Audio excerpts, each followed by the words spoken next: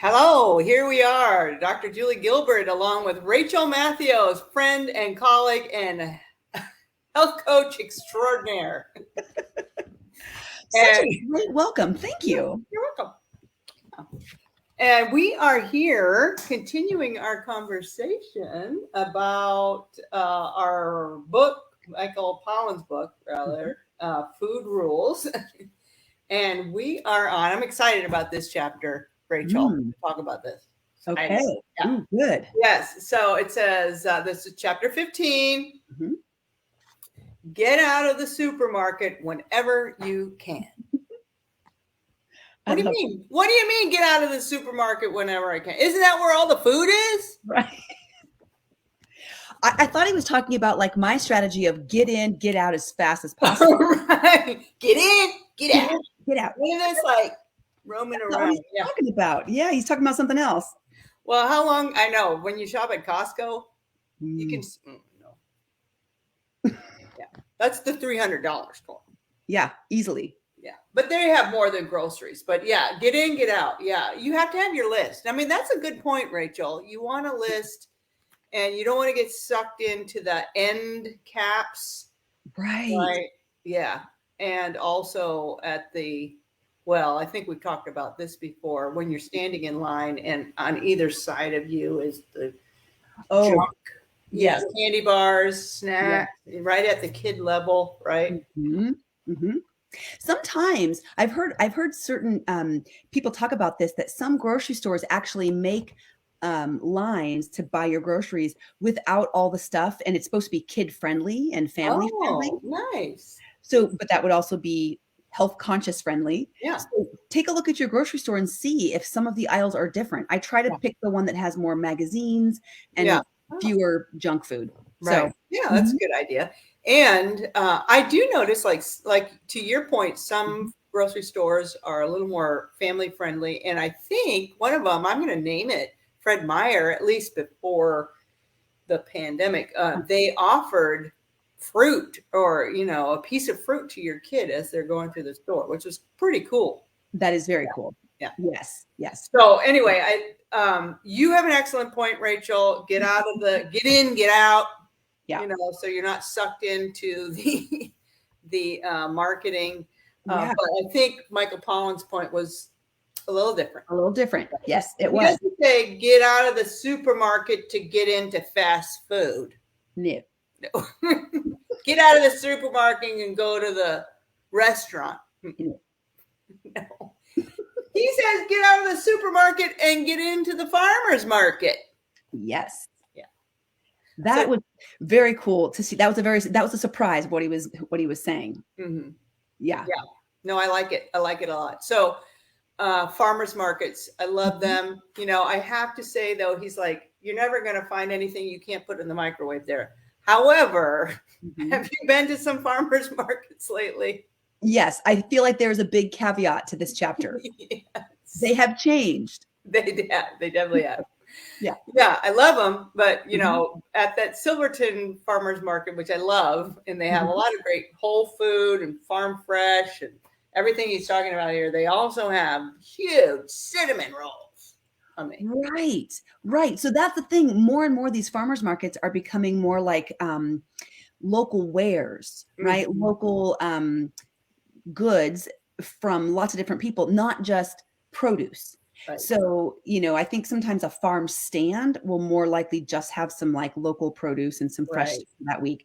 But when you're getting into these markets, they are growing, and I'm finding jams and jellies and pies and baked goods.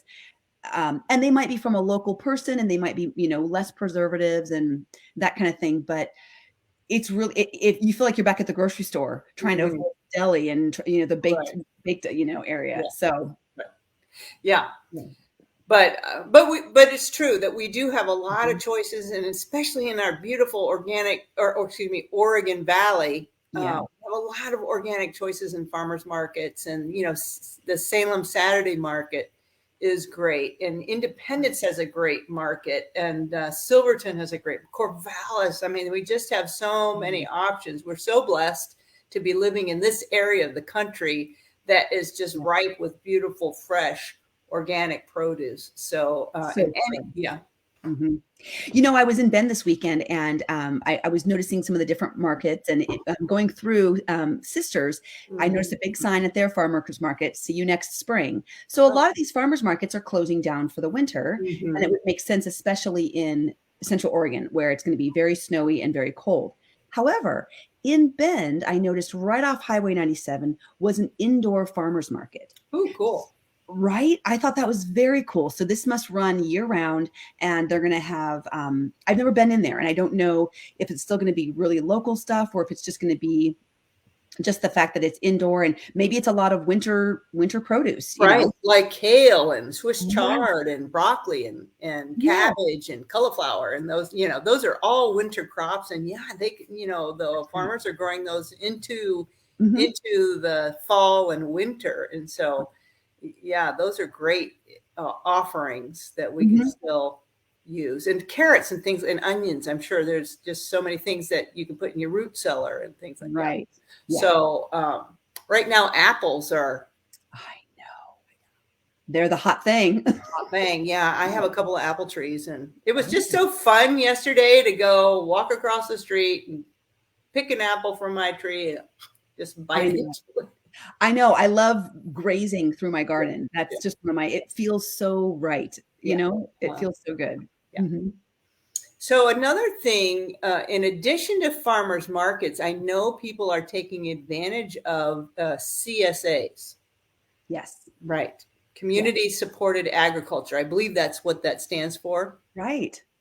Yeah. And and so you can sign up for one of these things, and you get a nice delivery of beautiful farm fresh produce once a week. And a lot of times the CSAs, will have different things. We belonged to one once where there were, vegetables in there that I hadn't even thought of or heard of, or they used the greens. They put the greens, the tops of the beets or whatever. It's like, what do I do with that? And so, but they would also include recipes and ideas that you can, so it was great. And it's just a beautiful way of using more of the, because I think that you can eat so many parts of the plant.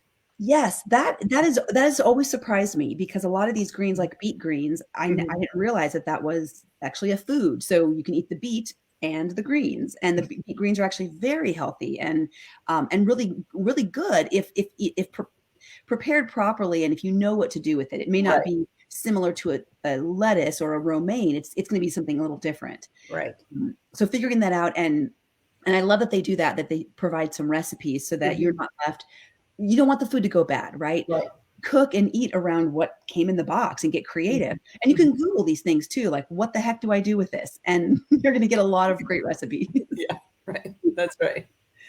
Yeah. So, so CSAs, farmers markets, and there's a lot of times they will have more than the produce, which is beautiful and great, but they will also have a higher quality. Maybe if you do eat animal products, they'll have a higher quality product, like a grass-fed beef or a free-range chicken or free-range chicken eggs, or pastured, I think, is the best term for chicken eggs. Yeah. And that's when the chicken is actually outside of the cage, outside of the barn. Yes. Running, because you can be outside of a cage and still in a barn. Right. But they're outside of the cage, outside of the barn, in the outdoors, and then running around and pecking the ground and chickens are supposed to eat. So yes, not the grain. They're foraging for whatever's out there, and oftentimes being fed. If they're local, chickens are going to be fed scraps from the farm, maybe like some food that's going bad or wilting that they can't sell to people, to be feeding to the chickens. And so they're just really well fed in that way. Yeah. So, he's got a great point. Get out of the supermarket whenever you can. And we live in just the best place on earth to be able to do that. So you really are fortunate. if people need ideas of farmers markets, they can give us a call, and we'll be happy to help them out with ideas. And I have really good friends who are organic farmers, and so that's the next thing. So there's farmers markets, then CSAs, then you get friends who are farmers. Right. Right. Isn't that the best? Yeah, you make friends with, and they're all over the place, all over the valley. There's you just have to be a little bit resourceful with your resources, right? Like call somebody and say, hey, who do you use? Phone a friend, develop that network, and you'll be surprised how they're all connected and they all know one another.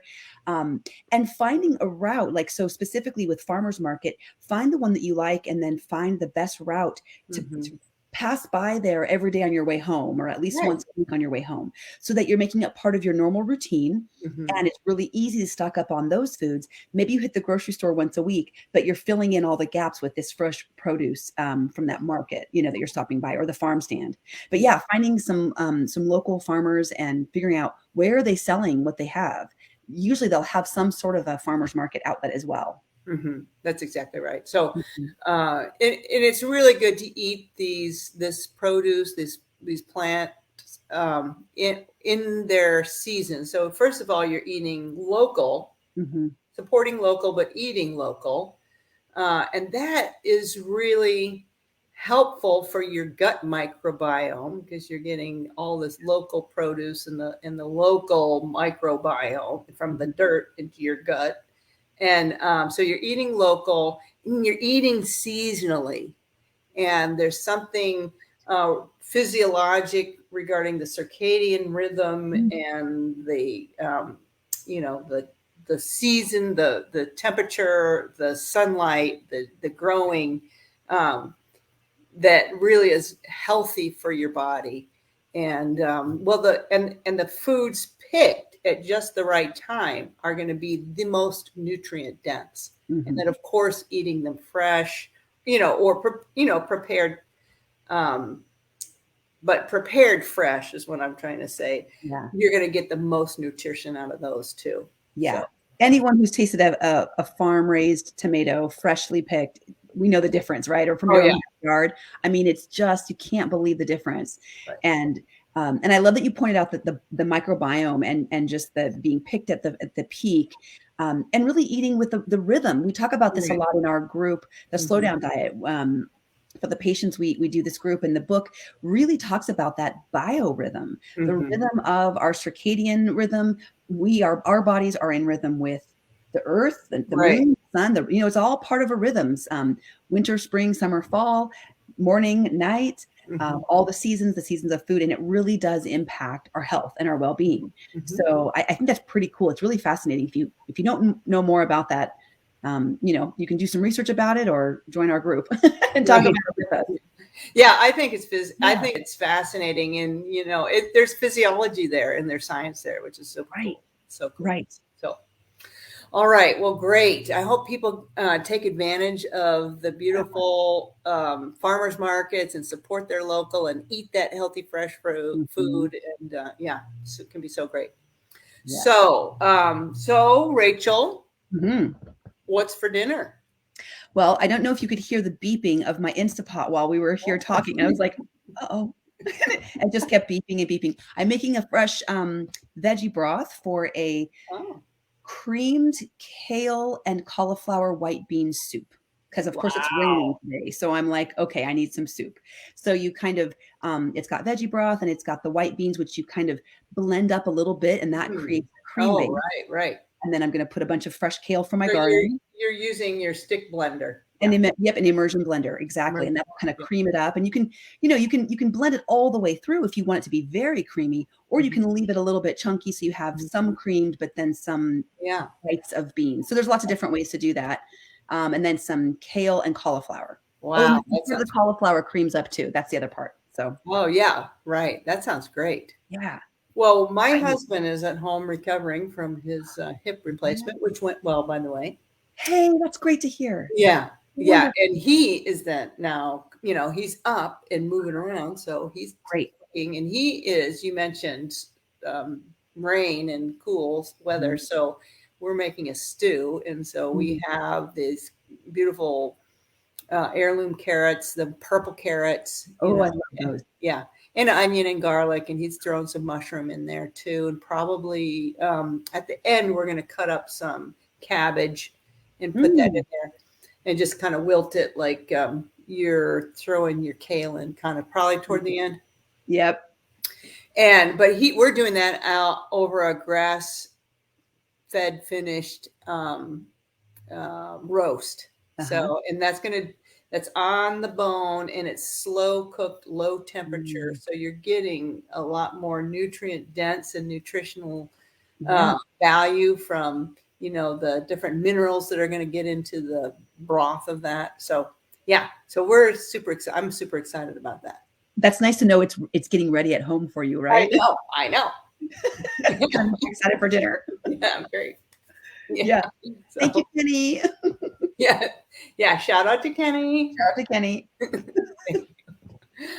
All right. Well, Rachel, this has been a great conversation, and thank you so much for joining us. And thank you all out there for joining. And feel free to give us a call. We'd love to come alongside and help you on your health journey. Call us here at Oregon Weight and Wellness, 971-273-7143. Until next time. Bye, everybody. Bye-bye.